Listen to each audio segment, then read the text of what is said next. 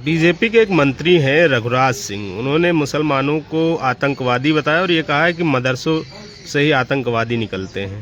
देखिए, भारतीय जनता पार्टी के पास जो है मुसलमान के अलावा कोई सब्जेक्ट नहीं है। जब भी उन्हें सांप्रदायिकता फैलानी होती है प्रदेश में या उस तरीके की भाषाओं को इस्तेमाल करना होता है तो केवल मुसलमान की वो राजनीति करते हैं। और भारतीय जनता पार्टी में अगर देखा जाए तो सारे गुंडा माफिया तो उसी में है, और गुंडा माफिया का रहते हुए आज वो भारतीय जनता पार्टी के नेता मंत्री बन के बैठे हुए हैं, तो जाहिर सी बात उनकी भाषा जहरीली ही रहेगी। जो उन्होंने किया है वही उसी को बात की चर्चा कर रहे हैं वो लोग। एसआईआर को लेके तमाम जो अड़चने आ रही हैं, आपके राष्ट्रीय अध्यक्ष जी ने भी कहा था कि हमको 3-4 महीने उलझाया गया है, और इसी बीच जो बीएलओ हैं प्रेशर में हैं, कई बीएलओ जो है आत्महत्या कर लिए हैं। इसके बावजूद भी तमाम प्रेशर है, आगे की उम्मीद भी कम है कि एसआईआर पूरी तरीके से 4 दिसंबर तक हो पाएगा या नहीं हो पाएगा, क्या कहना हो? ये बहुत बड़ा विषय है एसआईआर।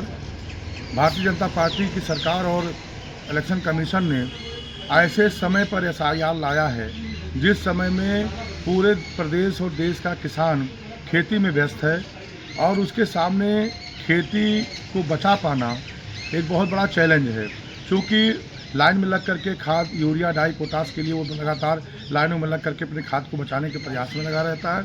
इसी दौरान एसआईआर ला करके उन्होंने 4 नवंबर से 4 दिसंबर का डेट जो दिया है, इस डेट में किसान पूरी तरीके से व्यस्त है।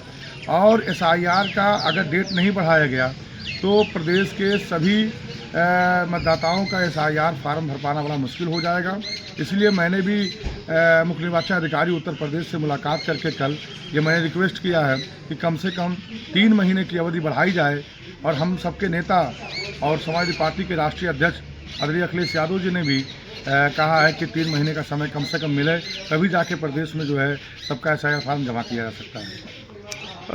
ये आरोप आपकी तरफ से राजनीतिक पार्टियां, चाहे आपकी पार्टी समाजवादी पार्टी हो चाहे अन्य कोई पार्टी हो, लगातार ये आरोप लगते आ रहे हैं कि ये केवल विपक्ष की वोटों को काटने का काम करने के लिए एसआईआर लाए हैं। आपने पत्रकार महोदय खुद देखा आपने बिहार के चुनाव में कि लाखों वोट इस एसआईआर के फार्म को भरवाने में लाखों वोट काट दिए गए, और उसका नतीजा ये निकला कि भारतीय जनता पार्टी की सरकार, जिसको हर वर्ग का व्यक्ति दुखी होकर के उसकी आलोचना और उसके शोषण से परेशान है, उसके बावजूद भी भारतीय जनता पार्टी की सरकार बन जा रही है। तो कहीं ना कहीं एसआईआर का अहम भूमिका और इलेक्शन कमीशन गायनेश कुमार जी की अहम भूमिका रही, जिसकी वजह से भारतीय जनता पार्टी सरकार बन रही है।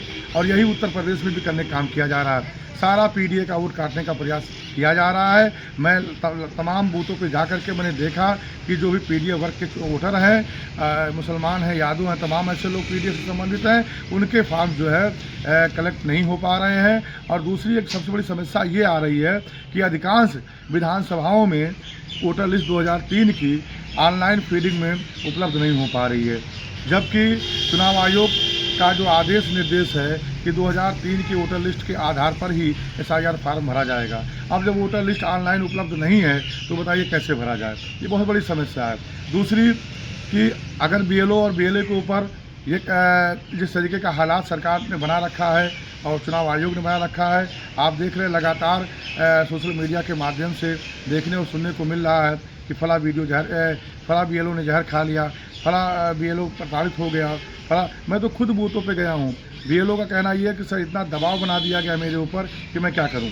ये इस तरीके के हालात बीएलओ के साथ पैदा कर दिया गया। और जितने फॉर्म्स हैं अधिकांश फॉर्म सी ऑप्शन पे ही उसको सेलेक्ट करके भरा जा रहा है, और सी ऑप्शन पे जब भरा जाएगा तो सारे मतदाताओं का जो है नोटिस आएगा।